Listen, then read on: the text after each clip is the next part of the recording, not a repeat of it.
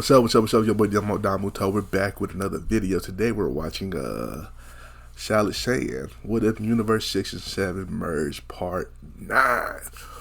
Whoo! We might watch Part 10 today too. I ain't gonna lie. So yeah, man, the story's getting crazy and crazy. Boo absorbed Goku and Piccolo, right? So we about to see what's about to happen. So buckle up, let's get into it. Last time, we saw the arrival of a stronger Boo. The universal merge actually caused Boo to have more strength, powered by the evil in both universes instead of just one. Thanks to that, Babidi was able to unleash him without even needing the full power.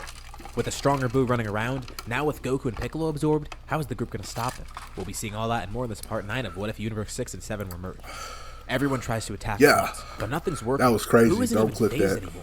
He actually welcomes this. It's kind of entertaining. He actually tells them to plan an entire group attack. He'll give them time to all attack at once, charging a collective beam together, and he'll stand perfectly still for it. They can't believe his arrogance, but they need to take this opportunity. The Kais even join in too, and everyone bands together, with Vegeta commanding them. They are a bit concerned because by destroying Boo, they're going to be destroying Goku and Piccolo in the process. But Vegeta says it's fine. They'll use Namek Dragon Balls to bring everybody back. Earth's Dragon Balls were used to restore Namek after all, and they should be thriving with a new set of Dragon Balls by now. Right. They still don't know how to feel about it though, especially Gohan. They're going to have to kill Goku and Piccolo. But that's if they even can defeat Boo. The collective beam is charged, and at once, everyone fires, with all the beams swirling together into one massive attack. And just as Boo said, he stands there, completely motionless. He doesn't even try to defend against it. The beam hits him directly, and he does feel the pain from it. It's a powerful attack, but it's barely enough to injure him. And the few injuries that it does cause, well, they're just healed instantly. Boo thanks them for that. Now this I don't know about y'all. I always felt, right? I feel like ain't they all like Super Saiyan 2s, right? I feel like that should have been enough to kill them. Me per se, right? I always thought like, what if all the Saiyans did their most powerful attack against Frieza when he destroyed the planet Vegeta, right? Like people were like, oh, Frieza's so strong, it wouldn't matter. Like, nigga, it was like, how many Saiyans? Well, a lot of Saiyans was off the planet. A couple of you said was off the planet. No, but that was just the kids. But Vegeta and Radish and Nappa. Yeah, so all the Saiyans was on the planet for the most part. And then if all of them powered up, did they? I think, I don't know, but y'all let me know. You should realize how screwed they are. That collective attack couldn't do anything against him, and now is them at their full power, all attacking at once. So how do they expect to harm him otherwise? No one has ascended Super Saiyan 2, but everyone has grown more powerful. But even with that, it doesn't mean they're going to do anything against Boo. This is a Boo who's far stronger than normal, who now has Goku and Piccolo's powers as well. And surprisingly enough, the next one to step up is Maris. He tells everyone he'll hold Boo off, at least distracting him for a bit. And they know he's powerful, but what is he going to do against Boo, especially alone? They're concerned he'll be killed, but Maris says it's fine. He won't die here. He knows it. And Boo honestly laughs at the idea. Alright, fine. If this guy wants to work as a distraction, sure, he could do that. And Maris tells him for this to work, everyone needs to just channel their energy into one fighter, allowing that person to attack. That could exponentially boost their strength probably. He's not even too sure if it'll work, but it's probably their best bet. They decide that Gohan's going to be the catalyst. He's the strongest Saiyan right now, and the strongest one in the group remaining too. If he uses their power combined, well, maybe that could work. Giving him one strong attack, with everyone's energy channeled into him, that could actually work. It's the last thing they could try. Otherwise, they're going to be truly... Only 3 Saiyans, though. He honestly thinks of it like the technique that Goku mentioned, the Spirit Bomb.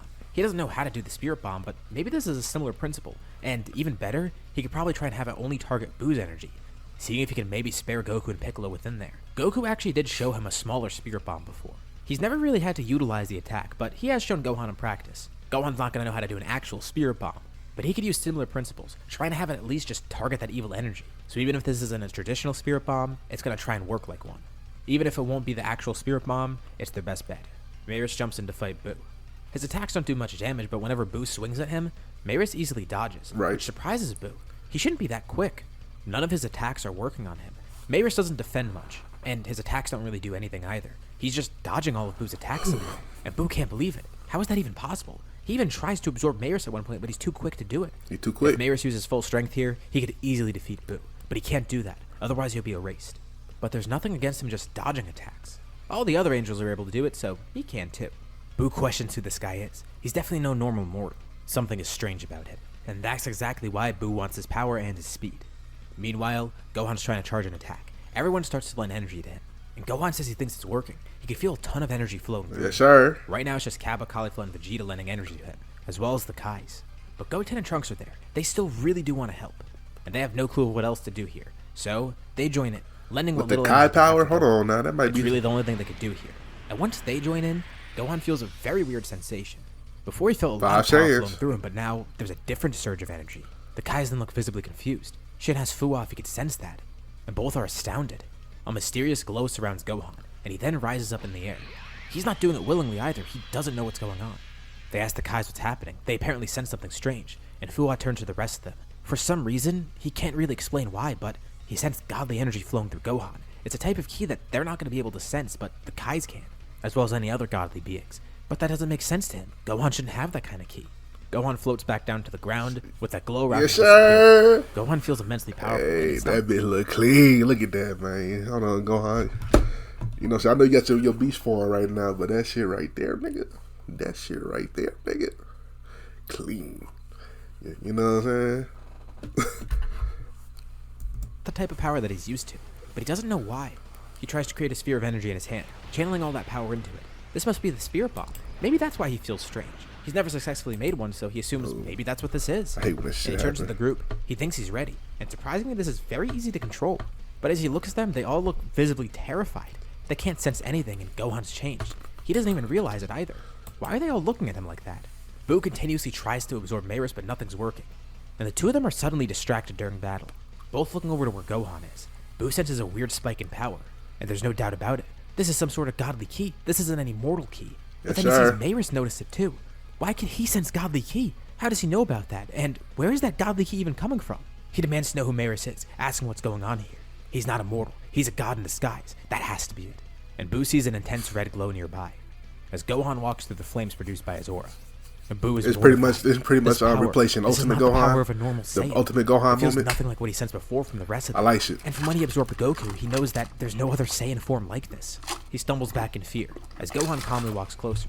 He's not too sure what happened, but he can tell he's transformed. And as he gets closer to Boo, Boo tries to launch an attack at him. A full power blast. The rest of the group jumps for cover, but Gohan simply sticks one hand out, not just blocking the blast, but grabbing it, controlling it for himself, Yes, and then sir. simply flinging it right back at Boo. Maris dodges it instantly, and Boo's hit by his own attack. The cloud of smoke is thrown up, and Gohan's disappeared. Where'd he go? And Gohan taps on his shoulder. Boo quickly swings around with a powerful punch, but Gohan grabs his fist. Boo throws another punch. Gohan grabs that fist too. The two start wrestling, but Gohan's not putting in much effort. He simply headbutts Boo, and charges a strange ball of energy in his hand. He's not even concerned about Boo anymore. He's more so concerned about accidentally killing Goku or Piccolo. And Boo can't believe how much has changed. There has to be some other way around Yes, this. sir. He separated a piece of himself too behind Gohan, and he hasn't noticed yet. And Boo creeps that piece of him up Gohan's leg. But Gohan actually did notice, and it's instantly incinerated by Gohan's aura. He doesn't even look behind him. He thanks Boo. Without him, he wouldn't have awakened this power. He still has no clue what it is, but he will find out one day. He crushes that ball of energy in his hands, and simply walks up to Boo, and then walks right past him, placing his hand on Boo's shoulder. He truly is an amazing fighter, but Gohan can't let him live any longer. Gohan calmly walks back to the group. Boo turns around once more, trying to launch in at Gohan, directly landing a powerful punch, but it does nothing, and Boo's fist starts disintegrating. He looks at his other arm, and that starts disintegrating too. An intense glow surrounds him as Gohan continues walking back towards the group. Boo screams in pain as he slowly disintegrates. Yes, The evil sir. presence disappears, and there's a powerful explosion, with nothing left behind but an unconscious Goku and Piccolo. The two Kais within Boo are also left behind, as Gohan's attack only destroyed the evil within Boo. They're unconscious for now, but the other Kais run up I to them like immediately. shit. And Maris watches on in disbelief. How did that mortal get a godly power like that? Gohan powers down, still unsure of what even happened there. Shin might actually have an idea of what went on here. The gods have been trying to take their jobs a lot more seriously, which means they're trying to get a lot more knowledge on the universe around them. One of the greatest places to go for that knowledge is Planet Namek. They've apparently kept a book of legends with a lot of info in there, and Shin has read it before, and he remembers one time seeing some legend about a Saiyan, a righteous Saiyan with the power of the other Saiyans around him, who extended his limits, becoming something called a Super Saiyan God or something like that. The other three Saiyans perk up when hearing this. A Super Saiyan God? That's not a thing. They It only is know a of regular thing, nigga. Super Gohan, Saiyans, nigga. and they're surprised they didn't hear about it from Piccolo before. He should have a lot of the Namekian's knowledge. Shin says he probably didn't have the knowledge of that entire book. While these two Kais, they actually do. They just didn't know what the ritual is like, and it didn't even occur to them to try that. But now it jogs their memory. That explains why Gohan got that godly ki. He became a Super Saiyan God. Gohan thanks the Kais for their help and their knowledge. Without them, they would have been doomed. But the Kais thank him instead. as well as the rest of the group, Goku and Piccolo regain consciousness, wondering what happened, but it seems everything's okay. Although Gohan does want to know one thing, he walks up to Maris and pulls him aside. He said, "What the fuck Wants is to know you?" who he really is. He saw him who was fighting Boo, and Gohan could tell Maris could sense his energy. And Piccolo's eavesdropping once more because he wants to know too. He still remembers the conversation from before he was absorbed, but surprisingly, Maris actually does reveal his identity to Gohan. And he looks over to Piccolo too, knowing he's listening, but he trusts Piccolo with this info. Maris explains that he's a god beyond even the Supreme Kais. Well, he's a trainee, but he is an immortal. He's an angel in disguise. He wasn't able to use his full powers, but he could at least defend himself by dodging. He tells Gohan he could have actually eliminated Boo easily, although he's not allowed to use his godly powers, only his regular mortal powers. He actually offers to train Gohan. With those new godly powers, he probably needs someone to show him the way of how to use them. There's a lot more Gohan should know about Maris, and a lot more that he wants to know about Gohan. These mortals are really fascinating. And it makes him wonder too, how strong could they truly grow? If this one became a god, what's next for him? And what's possible for the others as well? Gohan doesn't know what to think, but he actually does accept it. He wants to learn more about this too. Yes, sir. Because this power is actually kind of scary. And if he knows more about it, then it could put him more at ease. It's so crazy too because he was just trying to make a spirit bomb, and he accidentally became a god. And it makes Maris wonder too, what's his brother going to think about this? Because he probably has sensed this too. He'll probably know that some new god has risen up. And more importantly, besides his brother, he wonders what the god of destruction of this universe will think too. Beerus. You want to fight that nigga. Or he'll hear from the Kais. Although, he thinks Beerus is still asleep, but isn't too sure. But little does he know, far away on Beerus' planet, Beerus is actually awake. He is a bit groggy though, because he woke up a few years earlier than normal. He was told the Super Saiyan God would arise on this day. He did sense the jolt of energy somewhere near Earth. A godly key that he's never sensed before in this universe. Of course, it pales in comparison to his, but there's no doubt about it. It was some sort of godly key, from some mortal no less. And he does consider going to Earth now, but, you know, that could wait. He'll sleep in a little longer. Whis is a bit annoyed because he set those alarms for a reason, but next time he'll make sure Beerus actually stays awake. But he decides to look into it too, and actually contacts Maris, finding out about the Super Saiyan God. And he tells Maris, make sure he keeps a close eye on the Super Saiyan God. Beerus is going to want to see him soon. Thankfully enough, he was already going to do that anyways. The Kais return to their planet, glad that this threat was avoided. But someone's there waiting for them. It's Champa. He senses strange energy coming from Earth. There's almost like some new godly key rising up. And he hears what happened. He is a bit interested, but honestly doesn't care that much. He knows Beerus was blabbering on about that a while ago. He guesses he'll see that Super Saiyan God eventually, but he doesn't really care to fight him or become a rival with him or whatever. Right. What he's mainly interested in is the food on Earth. Beerus could have that Super Saiyan God. Maybe that'll distract Beerus from all the food on Earth. That's going to go all to Champa, and he's going to get all the good eats before Beerus does. And the Kais aren't too surprised. Even with all the crazy stuff that's happened in this megaverse, these two gods of destruction still act pretty much the same. At least one of them is actually awake, though. Slightly unimportant side note, because I know somebody will ask, Champa has his own planet still. Beerus does not live with Champa. But all the Kais, including the ones that just were recently freed from Boo, they're all in the same sacred world from Universe 7. At least they could live together peacefully, unlike Beerus and Champa. Back on Earth, some pretty strange things happen. They want to try the ritual again, and they never actually ask the Kais how to do it. They just know what some group of Saiyans has to channel their energy into another Saiyan. And after some trial and error, they're eventually able to get it done on Cabba and Cauliflower. They're the next two to get the Super Saiyan God form. I know Vegeta actually wanted to wait and work for the Super Saiyan God form, but in order to keep up, it seemed like this is the only way to actually get there. So reluctantly, he does the ritual as well, with Goku following suit. They were hoping to get it. What is a God? Super Saiyan God party? They go, what the fuck? Is it that easy to get? Filling way, but they kind of cave in. What about Trunks and Goten? I know they bad. Don't care. Cauliflower just wants to be the strongest thing ever, and Cabba just needs to kind of keep her in check. The two Sadalan Saiyans actually look a little bit different in the Super Saiyan God form. I just now realized after this whole time recording this series, the term Sadalan Saiyan is almost my username, which is just a coincidence. That's not actually the origin of my name. Little fun fact aside, Goten and Trunks actually wants the form next, but Goku and Vegeta agree that they can't turn their 7-year-old kids into literal gods. That's going to be kind of irresponsible. Especially when they don't really know much about the power themselves or how to really control it. Man, that's bullshit. Which kind of bums Goten and Trunks out. Maris actually has started to train everyone in the Galactic Patrol, wondering which of these Super Saiyan gods is the best. He actually now has some jurisdiction over Earth too. And Jocko wonders what the hell he did on Earth to cause this to happen. Maris said he actually did nothing. They just found this themselves. And Jocko can't tell what's going on, but it's terrifying to see all these Saiyans with this great power. A power that's so amazing he can't even sense it. All the other Saiyans still don't know Maris' real identity, but Gohan actually does, as well as Piccolo, who joins them in the training. Little do they know, they have a really good teacher training them right now. Piccolo behind now, nigga. Too much with them yet because otherwise it's gonna easily give up his identity. So at some point they move on from training with him, not knowing the full extent of his power. Although Piccolo and Gohan still train with him, with Piccolo fully confronting Maris, and Piccolo knows that Maris knows that Piccolo knows. Wow, that's confusing, but essentially Maris knows that Piccolo knows he's an angel, and he has no qualms about training Piccolo either. He did want to see more of those Super Saiyan gods, but Gohan's enough. He still is the strongest Saiyan at the group. But it will be interesting to see the other two, the two Vegetan Saiyans and the two Saiyan Saiyans. Gohan's a unique case. He's half Earthling, half Vegetan Saiyan. And he wonders if the other types of Saiyans will go down different paths. He doesn't know how Goku and Vegeta will perform, or how Kappa and Caulifla will perform. Everyone may have their own different forms ahead. Right. And as these two stick with Beerus, Beerus eventually does come to Earth, waking up a few months later, wanting to finally find the Super Saiyan God. And he gets more than he bargains for because he sees 4 of them. And there is another one who occasionally goes with the Galactic Patrol, but is also more so focused on his school life because Gohan's still a teenager. Right. Wow, aren't they terrified to have a god here that's so young? Actually, no, because they're all gods too. And they know Gohan's pure-hearted. And not only is Beerus surprised to hear that that's the first Super Saiyan God, but he's more so surprised to see that there's so many other ones here.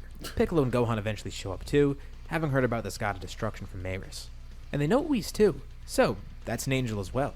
And Beerus actually lets them know that that's his older brother. Not just a trainee like him, he's an actual full-on angel. And while Beerus is occupied with other Super Saiyan gods, Whis just silently looks over at the rest of them, smiling and nodding. Kinda terrifying Gohan and Piccolo.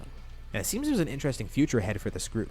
But thinking about this makes Beerus wonder. That's a fire. There's so many different That's things between all clean. these Saiyans. All them Super It does Saiyan make me gods. wonder if there's any more out there. Because there can't just be these ones that survive. And knowing how different the Saiyans and Vegetans are, he wonders if there ever were any Saiyans that were both of them combined actually. Like here they have some hybrid Saiyans on Earth, but they're all Vegetan. Broly. Knowing how powerful these shit. hybrid Saiyans are, what about any other ones that could have existed? There's no way that there's any others out there, right? Well, that remains to be seen. This is where we'll leave off for now. What'd you guys think about that? Piccolo and Gohan continue their training with Beerus, who actually resides on Earth temporarily. It's now under his jurisdiction too. And it's great because this way they don't have to leave the planet. Beerus has no desire to take Piccolo with him, and as for Gohan, he'd rather just stay here anyways. The other Saiyans all go to Beerus' planet though. But let's focus on Piccolo and Gohan's training for a bit. With Beerus, this is actually really helpful because Gohan can tap more into his Super Saiyan God form, and Piccolo gains his own godly abilities. Beerus can tell they're pretty much getting the same training. Locked away, especially with him being the fusion of, well, basically an entire planet almost. And once he gets access to Godly Ki, he might be able to become one of the strongest in the group again, if not the strongest. He got surpassed because everybody got Super Saiyan God. But seeing a Namekian with those godly powers could be interesting, especially if he might be able to get something for himself. Not Orange His own Piccolo. new form, perhaps. Beerus thinks the power of every Namekian within him can boost him to insane levels. One thing does stick in Piccolo's mind during this training. With the whole idea of the Megaverse thing being confirmed with him, he wonders what else that's changed in the universe. Like he knows the history of Namek, and a little bit about the Saiyans and what makes them different. But there must have been some pretty substantial changes too.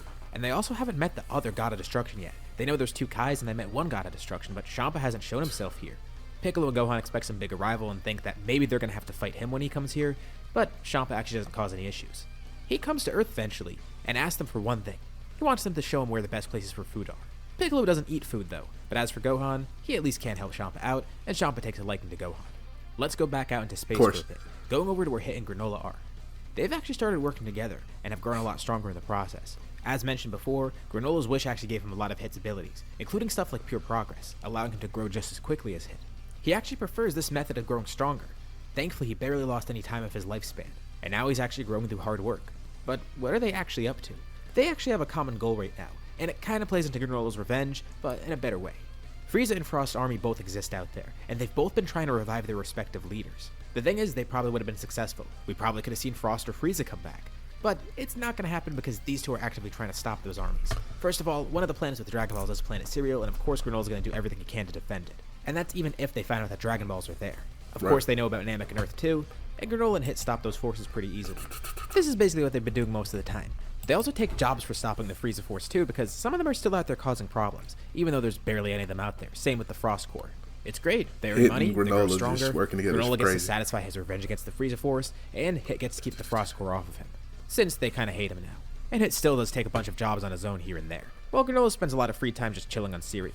The Frieza Force is still growing somehow, and at one point, Hit and Granola tail one of their ships in space, trying to see where they're headed. Maybe there's a base somewhere that they don't know about. Maybe they're about to stop an attack on another planet.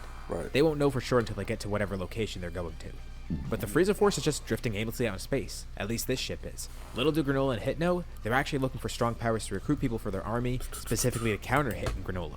And they end up arriving on some strange planetoid, with Granola and Hit following close behind. The Frieza Force soldiers descend on the planet after detecting a strong power, excited to see what they might have found. But before they can do anything on the planet, Granola and Hit descend down. Hit skips time and immediately appears in front of them. While Granola is far away, also using time skip to covertly snipe people. Their teamwork is deadly, but they simply just knock everyone unconscious now because they want to get some info later on. Although they do leave one soldier awake, And that soldier's terrified to see Hit in front of him, so he spills the beans. So they didn't even know what this planet was. They're actually trying to recruit people. That actually makes a lot of sense. But what power did they detect here? They can't sense anything. It's not like there's Dragon Balls here either, and this planet is pretty worthless, so it's not like they're going to try to take it over. Could this planet be a trap, or were they actually here to find somebody? But nearby, Granola hears someone yell out at him, and then he senses two strong powers approaching behind that guy. Granola turns around, and not too far away, Oatmeal is able to pick something out. Granola lifts Oatmeal off his eye to get a better look. And briefly, he's stunned in place from shock at what he's seeing, and he reacts quickly, activating time skip. Hit wonders why he's activating it.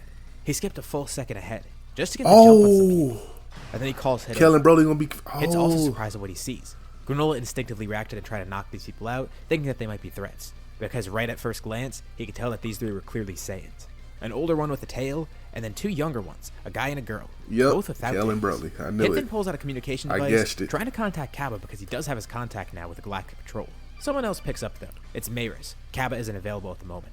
Hit says when Kaba's available, he should bring some of the Saiyans over. Specifically just the Saiyans on Earth. Maris says he can come there too. All the Saiyans are gone right now and he can't really contact them, but he can bring Gohan and Piccolo along with him. You know what? Hit says that's good enough. He knows Piccolo's pretty powerful, and so is Gohan. And Gohan is one of the Saiyans, so maybe he could do something about this. Granola and Hit wait around.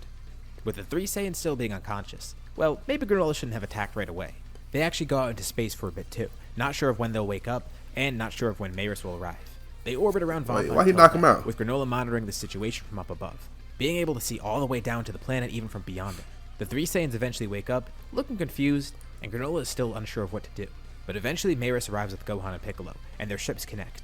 Gohan and Piccolo think this is pretty awesome. Obviously they were at Namek before, but space travel is just cool in general. So why were they called over here? Granola explains the situation, and they can't believe what they're hearing.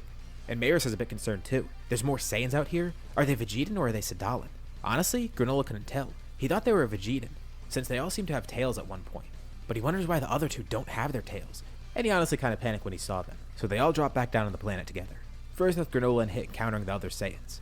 Gohan and Piccolo stay behind, just listening in, with Maris also doing some talking too. And once he gets a better look at them, he can immediately tell what's going on.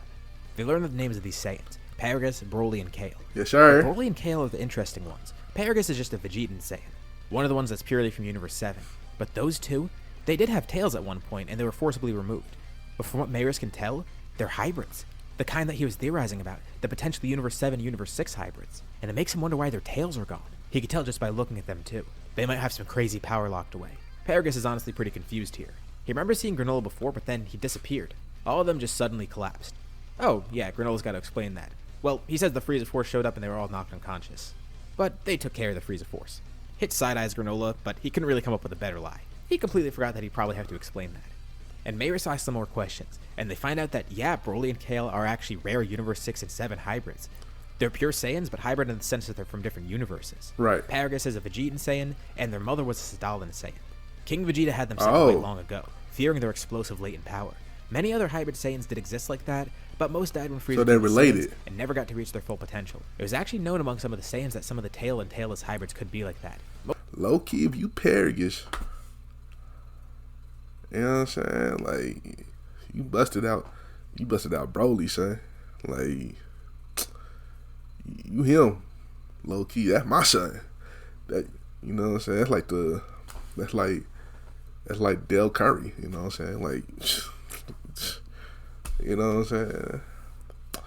You know what I'm saying? That's the father. R.I.P. That's the father for Michael Jordan. You know what I'm saying? To just blend in with society. They were all born with a tail, and they acted mostly like Vegetan ones.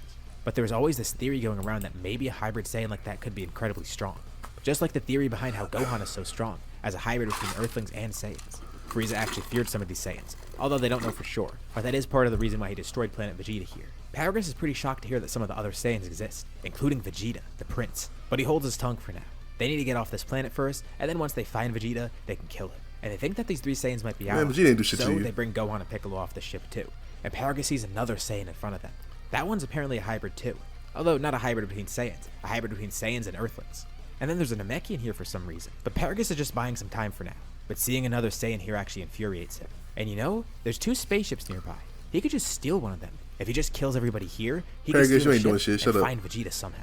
He just confirms where Vegeta is, and they say he lives on Earth, which is where they came from. That's all Paragus needs to know. He then turns to Kale and Broly and commands them to attack, confusing everyone there. Granola and Hit are about to counter, but they actually go for Gohan and Piccolo instead. And honestly, they're not too concerned. It's just two Saiyans versus Gohan and Piccolo who are incredibly powerful. It's not going to be that big of a deal. But Mayris actually is a bit concerned. If the potential of these two Saiyans are actually that high, this is really an issue. Gohan and Piccolo are confused as to why they're even fighting, but whatever, they can't do anything against it. Immediately, Kale and Broly show off a lot of power, and they're just in base right now. It actually kind of throws Gohan off guard. He goes into Super Saiyan right away, but that basically just evens the odds, while Piccolo shows his full power in base. Paragus is briefly shocked to see a Super Saiyan, but Kale's fighting Gohan right now and she's actually overpowering him, while Broly's fighting Piccolo and overpowering him. But amidst the fight, just like he feared, something snaps within them. An intense green aura surrounds them. They significantly bulk up too. At first it's just a simple wrathful form, but they're powering up rapidly. This is something that Paragus has actually seen before firsthand, and this is why he wasn't so scared of the Super Saiyan. He's actually seen the two of them transform before, and the only reason he's still alive today is because they actually fought each other. His children are equal in power, and while they did go berserk at one point, they stopped each other. Had it only just been one of them, he would have died here and this planet would have been gone. But he wonders how they're going to perform in battle here. Although, he is a bit concerned. Once they kill all these people, will they be able to nullify each other's power like last time? Only time will tell. Gohan immediately powers up into Super Saiyan God, while Piccolo wrestles Broly, and has a strange aura surrounding him too. Hit and Granola are about to jump in, but then note that something's changing with Piccolo's power. Come on, Piccolo. Mayris is rethinking this. It might be a good test for everybody here, especially because Piccolo's never gotten to use this in a real fight.